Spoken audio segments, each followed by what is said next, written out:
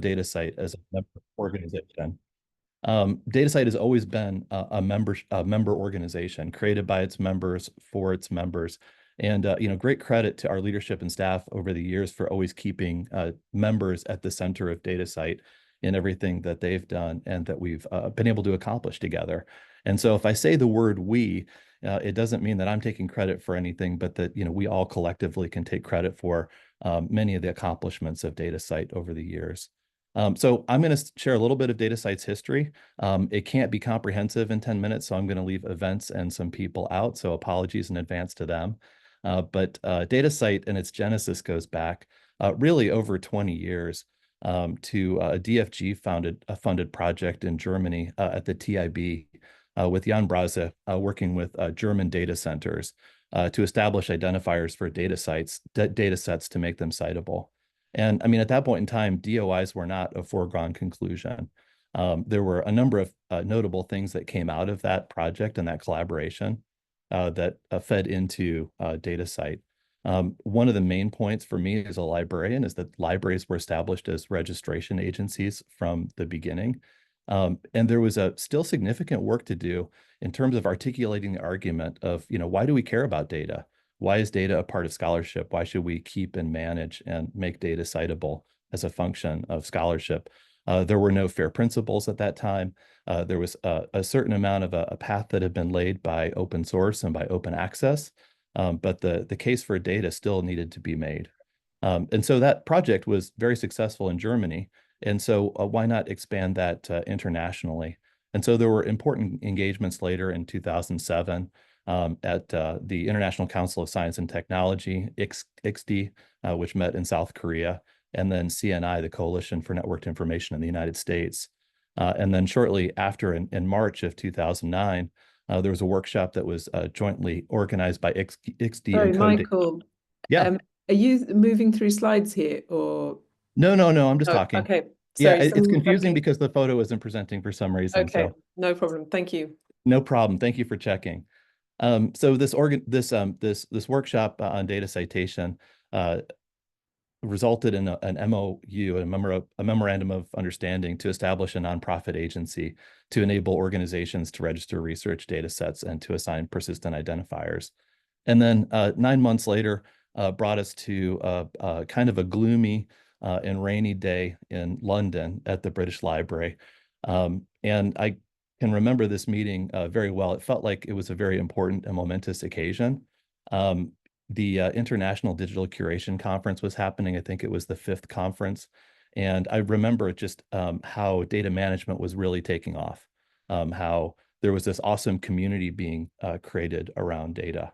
I also remember that I bought a new suit jacket and that I didn't wear it because it was rainy outside and I didn't want to get it wet. And so in all the photos from that day, I think I'm the only person not wearing a suit jacket. And then the last thing I remember too is that at the reception at the British Library, there was a long pause because due to some idiosyncrasies with German law, the incorporation of DataCite needed to happen on German soil. So a bunch of us had to load into taxis, drive across town, sign the documents at the German embassy and come back. And I think some things like the weather and traffic weren't taken into account. And so there was this long kind of pause at the very first meeting. But that was the genesis of the start of DataCite as an organization almost 15 years ago to the day. So DataCite, an international data citation initiative, we formed an executive board. We had a logo, which you can see in the lower left-hand corner, which was the original one. We did all the usual things. We created mailing lists. There was a press release, and that we had our first General Assembly meeting.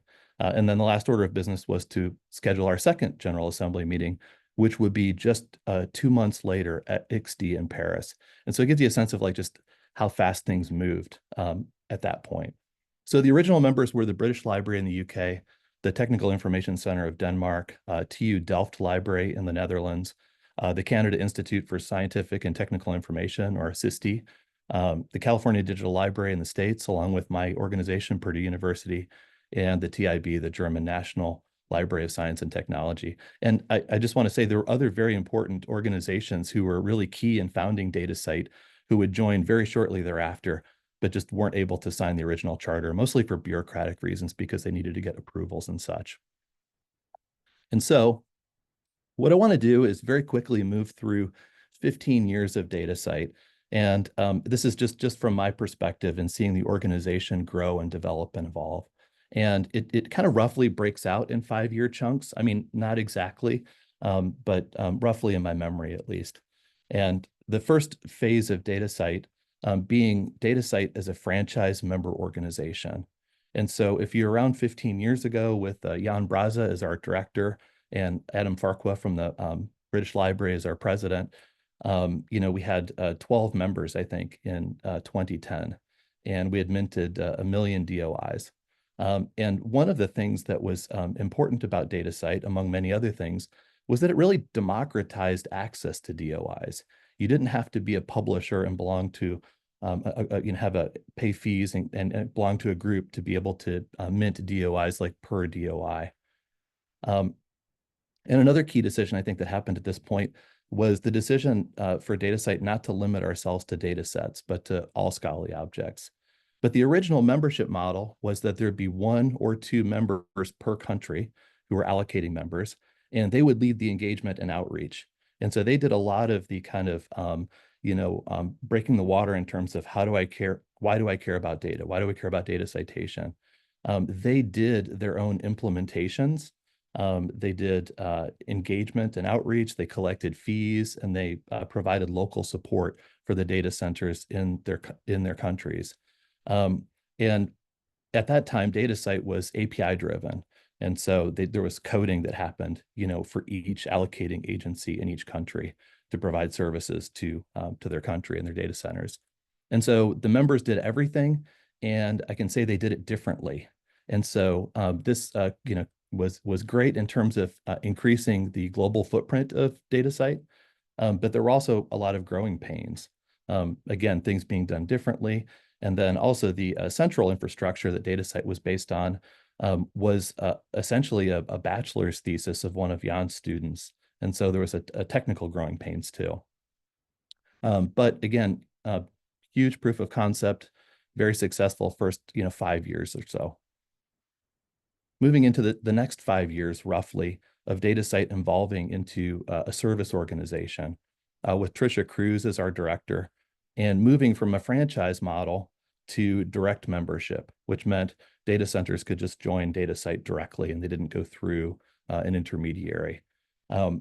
For-profit members were accepted. Previously, it had been just nonprofits, and the infrastructure was centralized. Support and outreach was centralized, and it was all still done under a flat fee. And this enabled DataCite to massively scale up its membership. One of the MVPs of DataCite would be Martin Fenner, our technical director. Martin had a really great way of communicating with both technical and non-technical audiences and bringing people together to build community. And so tremendous, there was blogs, DataCite labs, development roadmaps. Developing a web interface for DataCite was key to lower the barrier to entry for members to be able to use the service. And then there was just incredible innovation and incubation with a community focus and an investment in building the community, working with others. So early important partners were ORCID and Crossref. Again, not competing so much as adding water to the harbor to raise all of the boats.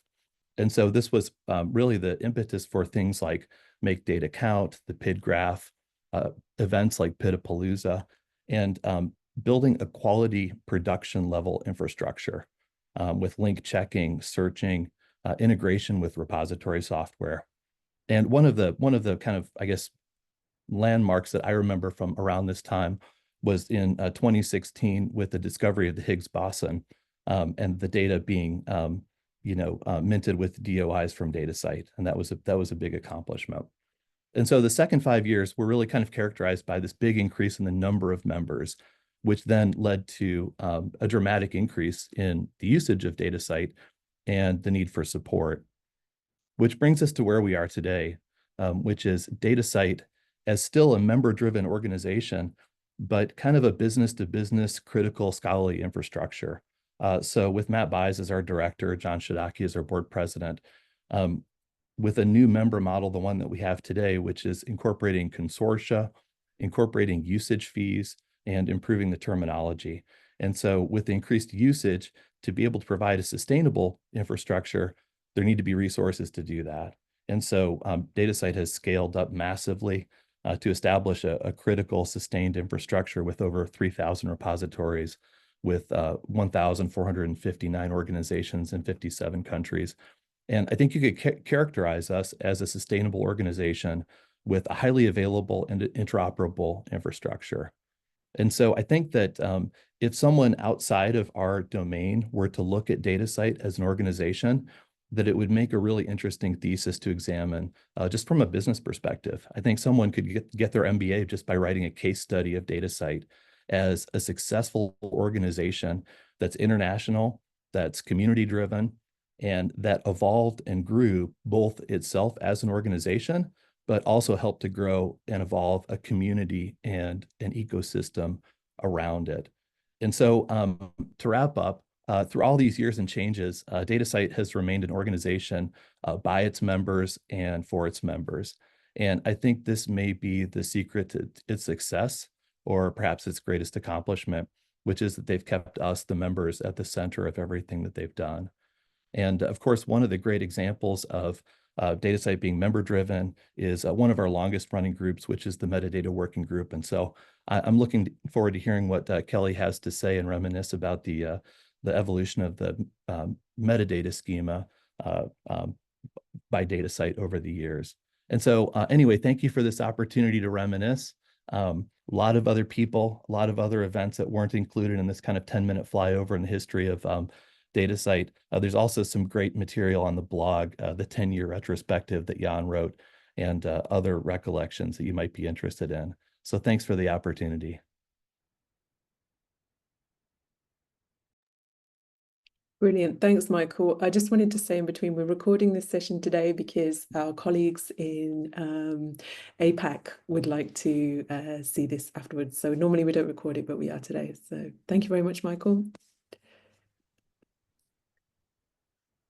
Great. I'm just going to share my screen here.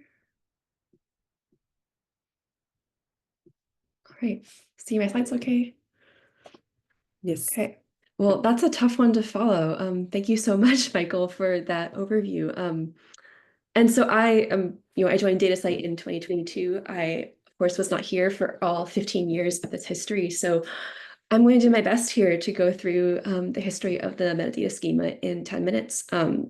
Before I get started, I would really like to thank Jan Ashton from the British Library, who is someone who was here for all those 15 years involved with the Metadata Working Group, and until recently was also co-chair of the Metadata Working Group. And she helped me to develop some of the content in these slides, which were for a presentation I did last year, and filled me in on a lot of this history. So the DataCite Metadata Working Group is as old as DataCite. So it was founded in 2009 as one of the DataCite technical working groups, and it had representatives from Australia, the US, Canada, and Europe at the time. And the aim of the group was to develop this minimum set of metadata properties that were acceptable for all DataCite members and had a generic structure that could be applied across disciplines and organizations. It was clearly defined to make it to facilitate mapping to other schemas. And so when this group had their first meeting in September 2009, the outcome was this first draft of the schema, or version 0.1. And this was really closely based on the schema used by TIB, which was the first UI registration agency for data from 2005 to 2009, and of course, one of the founders of DataCite. And so following this work, the group met again in person the following year and agreed on the 6 required properties for the schema. And I've included a quote here from a blog post by Joan Starr, the group's first chair, summarizing this meeting. And I won't read it all, but I'll highlight this part. A standard that can accommodate a wide range of use cases and users is more successful than one that is more narrowly defined.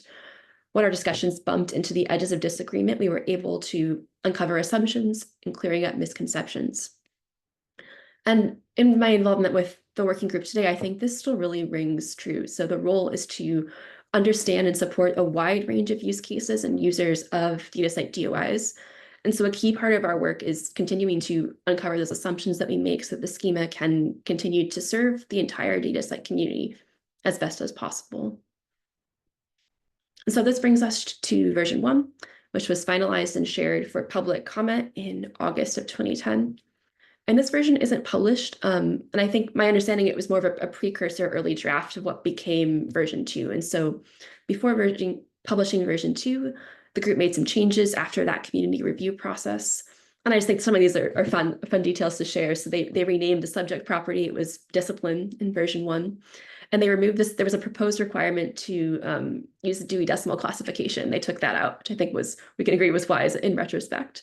And they also scaled back this list of supported resource types. There were originally 53 options, and they pared it down to just 11. And finally, they removed an optional property publication place. I imagine thinking about how the physical place of publication was less relevant in the current age. And so all these changes were implemented before the schema was implemented in DataCite services. So we don't have version 1 records to share demonstrating this, but this brings us to version 2. So this was January 2011, first implemented version. And there's a publication from Joan Starr and Angela Gassel, who are both part of the working group, summarizing this schema and articulating the purpose. And I would like to share a bit of this before we look at version 2 and then looking at the schema today. And so they wrote that it was designed to support data citation and discovery.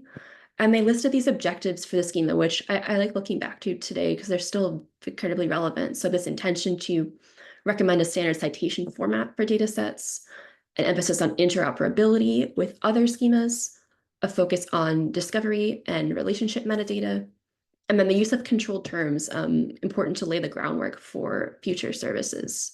And so this was interesting for me to look back on, because even though our present focus is that we see data sets a lot here, we're thinking much more broadly than data sets, but these objectives are still relevant for the schema and in all of the resource types that we support. And so I gave a similar presentation to this last year. I walked through each version of the schema and all of the changes in each version. As interesting as that is, I am going to take a shortcut today. So this timeline shows all of the versions to date from 2 to version 4.5 and 4.6, which is coming very, very soon. And so since version 2, there's been, of course, 2 major versions, 3 and 4, and various minor versions. And I'm just going to compare that version 2 with the latest version, imminently 4.6.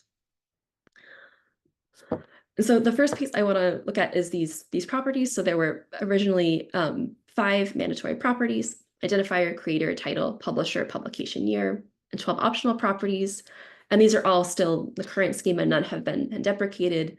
There was the change of resource type being mandatory in 4, and there's been the additions of geolocation, funding reference, and related items since then. There's also been this expansion of resource types. And so the resource type property has an attribute resource type general, which uses this control list of terms. I mentioned there were 11 in version 2. And over the years, we've added these more values to this control list to enable organizations to get more specific about which resources they are using DOIs for in a consistent way. And it's interesting to me to think about, there were 53 in that version 1, scaled back to 11. Now we're up to 32 in version 4.6. And I think this is important that it's evolved organically over time. This has been reflecting the community needs and how the community has changed and grown. And that process of getting there from 11 to 32 has been critical over the years. And so to show how our community is using these resource types, I do want to share this short video from my colleague, Paul, which goes through how the resource types have been used over time and the growth of DOIs over time. So we're looking here at version 2, the early days. And you can see here some types start to appear before they were actually added to the schema. And this is because our members can update metadata retroactively, take advantage of new resource types to be more accurate about their resources. So this is something we encourage. Make data count initiative, version 4 here. And coming up, it's going to happen very quickly. We will see the growth of physical object with the IGSN partnership shoot up in 2023, 4.2, 4.3, event data, DataCite Commons. And now we're going to see this IGSN piece. There we go. So and then Global Access Program 2023. And here we are today with version 4.5. Oops, that was not playing again. There we go. All right. And so the last comparison I want to make here is to show the progression of how the schema facilitates connections. And so here you can see this is the version 2 state of things. We have related identifier connecting resources and outputs to other resources, creator, and also I should have had contributor there as well, and publisher indicating the publication relationship with an organization or repository. And already in version 2, there was the name identifier, so we could link with ORCID IDs for people. We have in version 3.1, the addition of affiliation, thinking about organization relationships to people, to creators and contributors. And then in version 4, as we saw with funding reference being added, thinking about relationships to funding organizations, identifying those with persistent identifiers, and also indicating relationships to the awards via the title, but also the award URI, which now we are using DOIs for awards as well. Affiliation identifiers in version 4.3, particularly with the growth of the research organization registry, this was important to add here. And then most recently in 4.5, we also added the ability to connect publisher information with a PID for a publisher. And so you can see here this expansion in the types of relationships that we can represent, as well as how those relationships can be represented with PIDs in the schema. And so that brings us to today. And so now that we've seen how this has evolved over time, I think it's really important just to recognize everyone who has been involved in this process. And so this is everyone who has been in the working group and associated with a published schema version. Of course, we also have the entire DataCite community being involved in this process and contributing ideas over these 15 years. And so this, the construction of this initial schema and the 15-year evolution would not have been possible without all of the metadata working group members. And so I just want to thank everyone who has worked so hard to ensure that the schema reflects the DataCite community and to build this foundation for us. And that's what I have to share. Thank you all so much.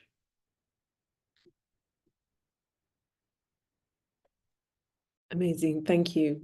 That was so great. Thank you both, Michael and Kelly, for that excellent look back over DataCite's 15 years. We're now going to hear from a newer member, consortium lead, Raed. Over to you. Thank you. Good evening, good morning, everybody. I know there may be time difference between attendees. It's my pleasure to be here with this kind of invitation from DataCite, and I would like to congratulate DataCite for the 15th anniversary. Let me share my screen, please.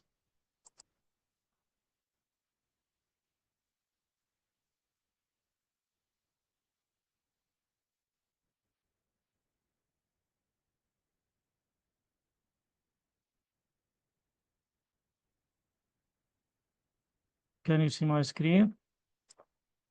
Yes, we can see it. I guess I need to switch to presentation mode. Okay, so why it was important for ASREN to join DataCite.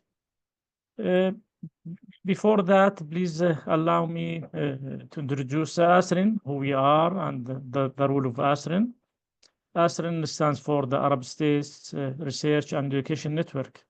It's a non-profit international organization. The registration of ASREN is in Düsseldorf, Germany, and it was in 2011, maybe 2 years after DataCite started. And it was established under the umbrella of the League of Arab States. So ASREN simply is the Association of the Arab Region National Research and Education Network, NRENS.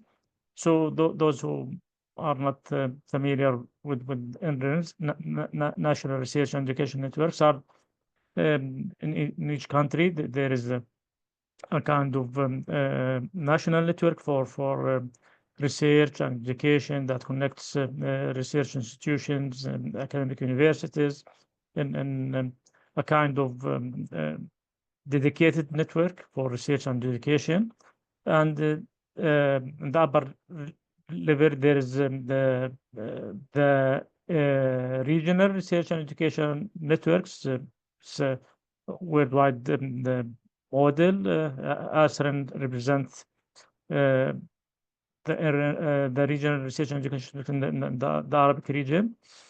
So the aim of the establishment of ASREN is to establish and manage the sustainable pan-Arab e-infrastructure dedicated for research and education, and boost the scientific research cooperation in member countries through, first of all, availing our class e-infrastructure and e-services. So the main goal is to connect institutions among themselves and to the globe through high-speed data communication network.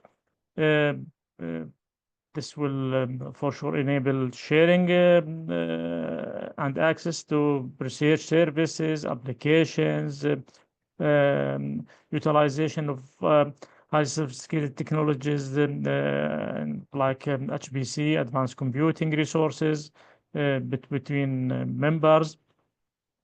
Another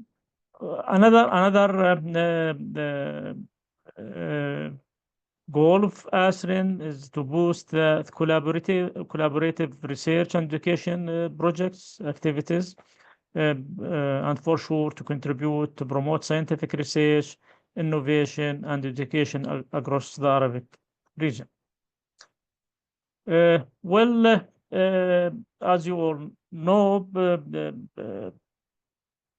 we are in the era of open science, and ASREN has a kind of robust and good infrastructure when it comes to connectivity. So we are thinking in and working actually and have a strategy and efforts to support the open science in the region. I will briefly highlight our strategy in supporting open science. There is a collaboration with the UNESCO, and you all aware about the UNESCO recommendation. We collaborate with the UNESCO in adopting the UNESCO recommendation in open science. We have this is an example actually of at the continental level. We have an excellent partnership with EOSC, the European Open Science Cloud. ASREN, since the year 2021, is an observer member in EOSC, and we aim to learn from their experience and implement and adopt a kind of similar model in the region, like Arabic Open Science Cloud. We have also with the counterparts in different areas in Africa and Latin America. For example, we have collaboration with the Raed, the Regional Research and Education Network in Latin America. We already have a signed agreement with them to adopt and contribute in the La Francia initiative, which is kind of harvesting tool for open access content in Latin America. We are in progress to implement and bring this technology to the region and get a kind of infrastructure to harvest and avail open access content in the Arabic region. ASREN have a collaboration through a signed MOU with the Association of Arab Universities. Association of Arab Universities, under the umbrella of this association, there are around 500 universities in the Arabic region. We have a signed MOU, and we collaborate in open science, advancing open science practices in the region. ASREN also support and involved in supporting libraries communities. ASREN was partner in LibSense initiatives, and then Africa with other sister regional research and education network, working on the Internet Alliance. We also have recently assigned an MOU with the AFLI, the Association Federation of Library, Arabic Federation of Library in the Arabic region. And of course, there is a collaboration with the Bid Service Registry, the entities. We have an MOU with ORCID, and we are glad that we have started our partnership and with DataCite as a consortium lead in the region. We aim through this partnership to promote the best practices in adopting the open science best practices by helping our communities in adopting bids and availing bid services registry. Simply to align ASREN's mission with DataCite mission. I guess both of us support, we have the aim to support open science by promoting the transparency and collaboration research. We aim to improve the data discoverability and enhance research impact, and through persistent identifiers to ensure data can be easily found and cited, and so the visibility and capability of ASREN affiliated projects will be amplified. Of course, adopting the global standards and interoperability. You all know how important to adopt fair data, and how this will help researchers and research communities worldwide. This will be by adopting the best practices in research data management, and of course it will enable integration with international research repositories. As you all know, we recently started our membership, and we are counting to have many advantages of this membership. Part of that, our researchers can assign DOI to their datasets and increase the citation on their datasets, and open potentials of collaboration between counterparts worldwide. Adopting standardized metadata will enhance data organization and discoverability.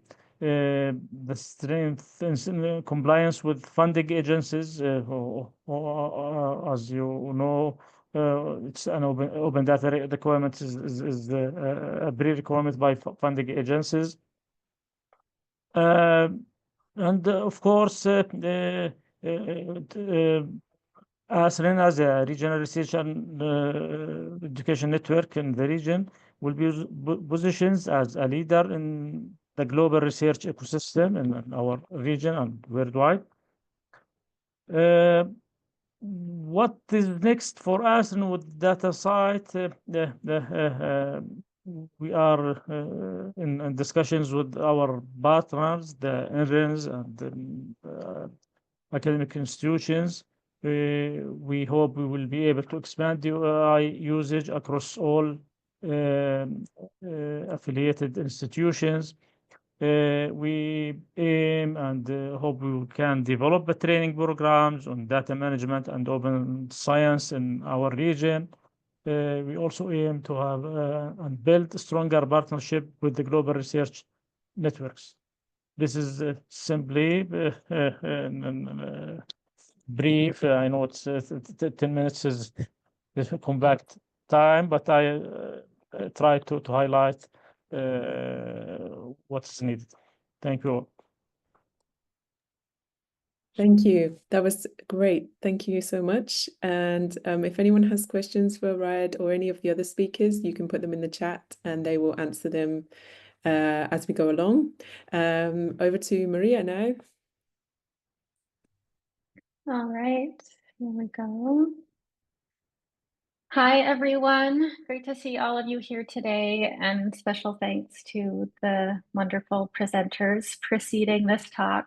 So I'm here to talk about the future, but it's hard to talk about the future without thinking about and without reflecting upon my own past and my own history with DataCite in light of this anniversary. So I just wanted to start by introducing myself and what DataCite has meant to my work over the years. So I'm currently the director of product. I've been in this role since January of this year, but I've been part of the DataCite community for much longer than that. Prior to joining DataCite, I had the opportunity to, I was at California Digital Library where I managed our consortial membership with DataCite for the University of California and was part of many developments on our EasyID service over the years, supporting our UC organizations as well as other organizations in navigating persistent identifier use cases and using DataCite services. And I've also been part of the DataCite community as director of ROAR and collaborating with DataCite since 2018 in launching the ROAR initiative and through other kinds of community initiatives like Make Data Count and Pitapalooza. I'm based in Portland, Oregon, joining from there today. And the image that I'm showing on the screen, which I'll come back to, is a waterfall just outside of the city, if anyone has been there before. So today, I'm going to take you all on a brief journey that starts with a bird's eye view of how we do product work at DataCite right now and how that fits into our current strategic vision, and then focuses a little bit on what we're working on right now and what's on our horizon, and then give you all a chance to share your views on what the future might look like. So a few words about our roadmap. I think one thing that's important to acknowledge about our roadmap is that the term is a little bit of a misnomer, in my opinion. It's not really a single road or a single route. It's not necessarily a specific map that describes, in advance every single step or every single journey that we're going to take, but it really is something that we are actively creating as a community.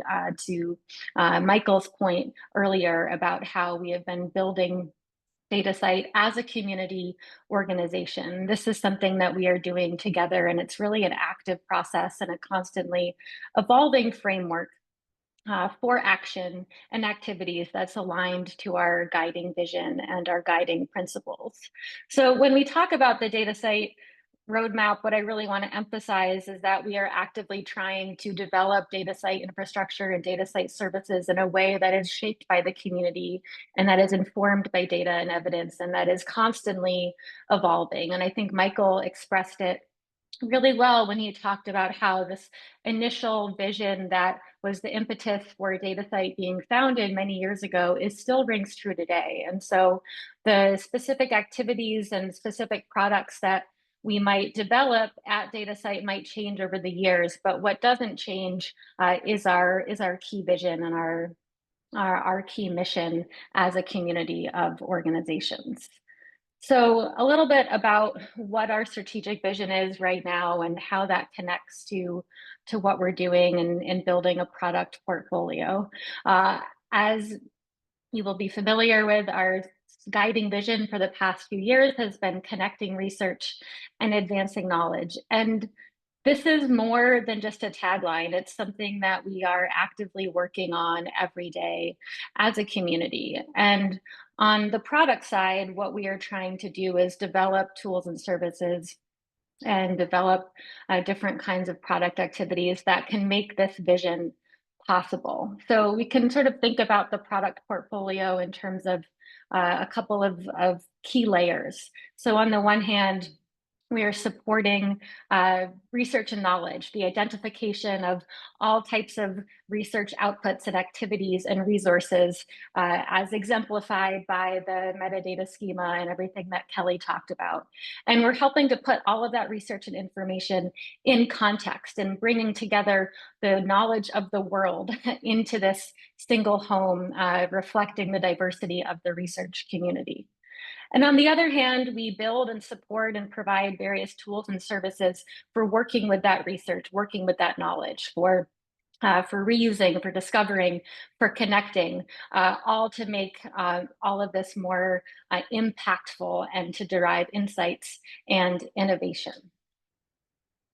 And a key part of the portfolio, none of this happens without the community. And so this is a theme that is ringing through all of the presentations today, that we are supporting ways for the global research community to provide and store and share metadata with DataCite so that it can be discovered and used and integrated and harvested by others in a very dynamic and cyclical kind of way. So when we're talking about product development, everything that we are doing is really aligned with this kind of vision of how we can improve and expand and support ways for the research community to bring all of this information together and to use and reuse and discover it. So that kind of brings me back to this waterfall for a moment, and I wanted to share a few reflections on how I'm thinking about our product portfolio now and into the future. And one of the things that I think about is what we're doing at DataCite is building and maintaining a healthy ecosystem. And so when we think about the origins of DataCite, as Michael was talking about, it really started with this idea of how do we support registering DOIs for data, and that evolved to DOIs for other types of things over the years. And DOI registration continues to be core to what we do today in terms of the services that we provide. But it's really part of a much longer journey, a much bigger ecosystem. You can think about it maybe as like DOI registration as the top of the waterfall. And what's also important to what we do is what happens to that waterfall over time as the water continues to flow. And we're specifically looking right now at all of the different ways in which the metadata that is registered with DataCite through DOI registration can be discovered and harvested and integrated into various systems and also enriched along the way. And so what we're building in this healthy ecosystem is a vast metadata store, currently close to 70 million DOIs that the global community is contributing to and also benefiting from. And so it's really part of this active and dynamic process, just as a waterfall might start at the top of a cliff, and then it goes over the cliff and it goes into a river, and then the river flows into other rivers, and those rivers flow into the ocean. We can really think about the metadata store that DataCite supports in a similar way. And so looking ahead to where we're going right now, right this year and also looking into next year, a core theme is about how do we nurture this ecosystem and make it even more vibrant and healthy for everyone. And so we really want to make it possible to have multiple access points upstream, downstream, and midstream. And we want to be able to support all of the different ways in which the community wants to bring context and connections to that metadata, and also make all of this metadata discoverable and harvestable by the world.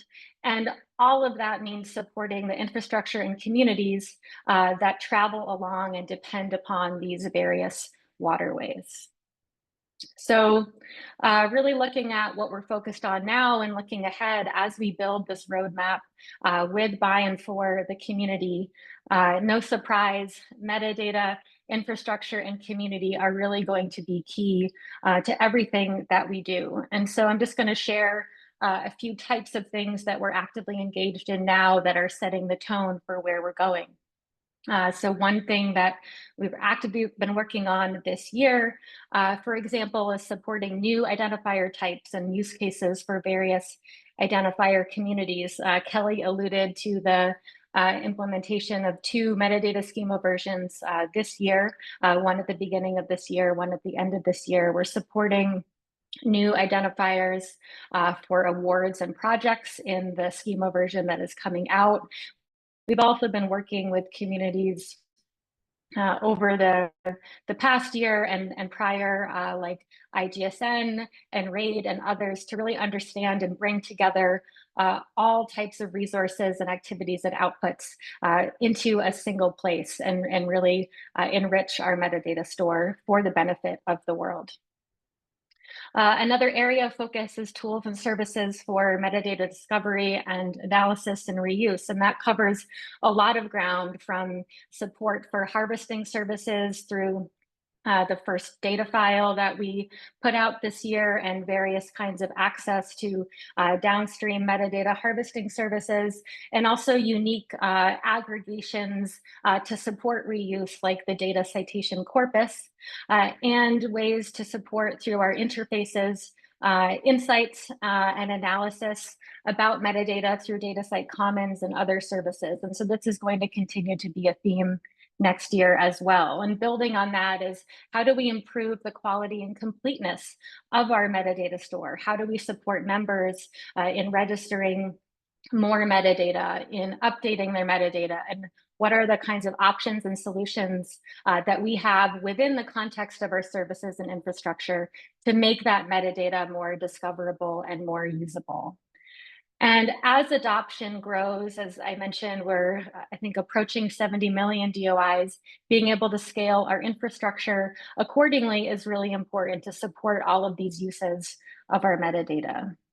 And a backbone of everything that we're doing, I mentioned I started at the beginning of this year, is building a new community-driven product culture and really embedding product mindset and product thinking into everything that we are doing.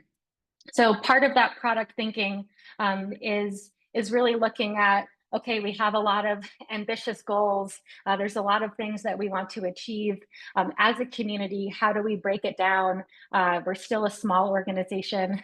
There's also a vast community that we're trying to support. How do we make all of this possible? And I think there are 3 keys to that success. And one is pursuing an iterative approach to our development work. We have to be realistic that we can't just switch something on and make it happen right away. That this is really part of an iterative process, an iterative approach. Part of that as well is looking at continuous improvement. So there's always opportunities to improve. And so as we work iteratively, we have a growth mindset. We learn as we go. We learn as a community, and we continue to make things better. And finally, collaboration, that we're learning as a team, we're learning as a community about where we need to go next. And we really want to make sure that we're doing this in a collaborative and open and participatory way. So that brings me to an invitation and a request to all of you to continue to be involved in the community and to continue to share your ideas and feedback to help shape the roadmap. So there's a few suggestions that I'm putting on the slide here for ways that you can help shape the future. And I think my colleagues will put some links into the chat. One is that we're starting to build new ways in GitHub to bring in feedback and to share what we're working on. So if you have ideas about what you want to see in the future, our suggestions board is a great way to do that. We will also are in the process of rebuilding our product roadmap and trying to share more information about what the future might look like, even though we don't have a crystal ball and it's something that we're building together. We're also starting to create new community channels to work with specific kinds of targeted user groups to support different kinds of service development. One of those is the Harvesters Interest Group. So get involved in that if harvesting metadata is something that you are doing. And lastly, I thought I would close by inviting all of you to do a very quick Menti poll and share your views on what the future of DataCite might look like in 2025 and 15 years from now. So if someone can drop the Menti link in the chat, or if anyone wants to scan the QR code on the screen for a second, I'll pause here for a second and then switch over to the Menti poll.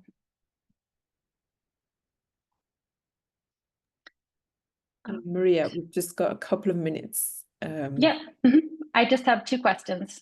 So,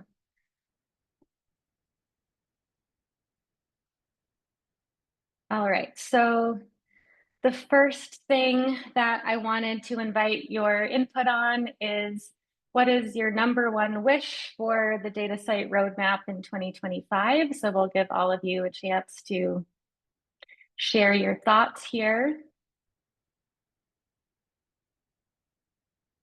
It's framed as your #1 wish, but technically you can submit more than 1 response if you have a couple of #1 wishes.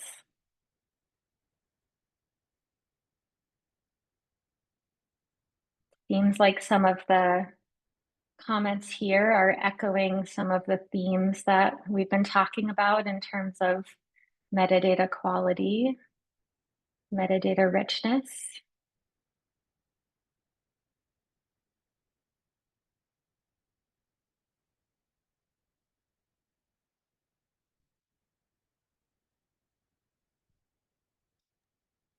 Sorry, Maria, I think we need to Okay. move on. Yeah, Matt's gonna... I'm moving on. Thank Yep. you. And so next is, if you have a crystal ball and if you want to make any predictions about what's on the DataCite roadmap in the next 15 years or 15 years from now. I would love to know.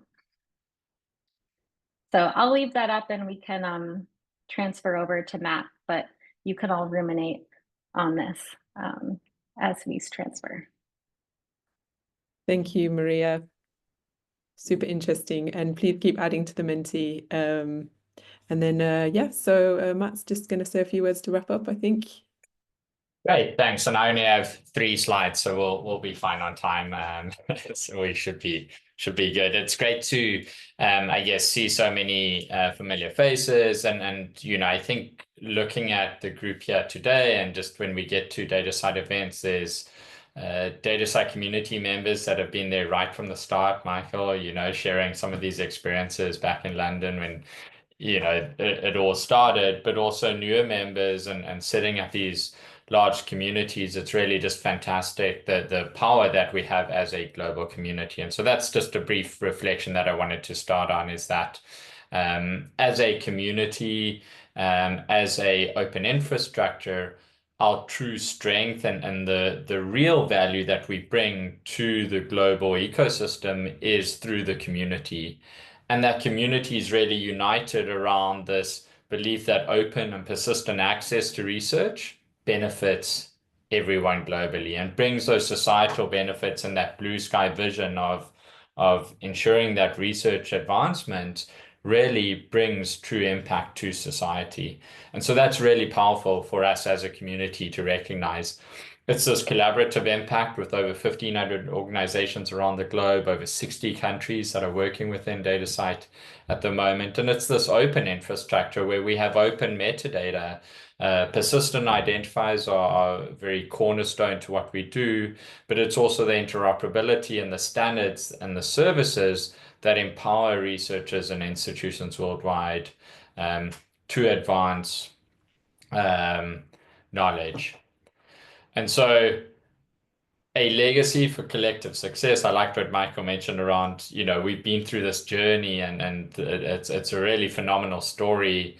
And so many people along the way have contributed. It's not just the staff, it's not just any member. It's just, you know, we look at the metadata group, just in the metadata group, how many people have contributed volunteered time towards that. It's just incredible. It's a fantastic story to talk about. And so some of the things that really stick out to me is that, you know, the scaled growth from a visionary idea back in 2009 to today, where we have 69 million and may even be over 70 million. Sarala can probably confirm in the chat, but we're nearing 70 million DOIs within the next couple of days, and just this year have had 20 million DOIs registered, which is phenomenal. It's across disciplines, across regions. We follow this participatory community-driven approach in being involved in community-led initiatives like Make Data Count, RAW, building output graphs. We also partner with other organizations and friends of ours in the community, such as ORCID, Crossref. We've started collaborations with IDSN, Disco, Raed, and I'm also very careful to try list out a list here because it's never an exhaustive list, and there's just so many of these fantastic partnerships that are core to our work that we do. And it's this global leadership for us as a community and in leading best practice, defining what best practice is, really embracing the essence of operationalizing or bringing FAIR principles as a reality to the community, and supporting this with open APIs, CC0 metadata, and this enduring access to scholarly outputs and resources that are available globally. And this is the shared dedication to the integrity and the accessibility of research that we all believe in. And so if I look forwards to really close this out and just reflect for a moment on where do we go from here? Well, we look ahead with this gratitude and this phenomenal story that we've had to date, but also this ambition and excitement for what does the future hold? And I think that's what I'm personally really excited for. And I know the team is, and I know a lot of the community is, that there's so many advancements that have happened in technology, but also huge shifts in the community around policy and transformation in open research, open scholarly infrastructure that really support the work that we're doing as a community, and this commitment to empowering the research community to leading and shaping the future for the advancement of knowledge, for the benefit, for the betterment of society at large. And so noting that we're stronger together, I think this is in some ways a little bit cliched. This is used in many different contexts, but just it's really that community working together. It's the power of the connections and the integrations across the ecosystem and that help us tackle the challenges of tomorrow. It's the shared goals we saw now in the roadmap around metadata quality, the reuse, ensuring sustainability through our practices and open efforts, and embracing the innovation that lies ahead of us. Is that there's so many new initiatives that are coming up, and looking at how we scale our services. You know, we've seen phenomenal trends this year and really exciting things happening, and supporting this global interoperability, inclusivity, equability across a global community is really important. And so it's really just a proud moment for us as a community, and just a celebration for all of the efforts over the years. And thank you to you all for that. And with that, I will end. Thank you. Thank you to all the speakers, and thank you for staying on over the time, everyone. This has been a great 15-year celebration, and yes, see you all in 2025. Thank you to all the speakers. Thank you. Bye-bye.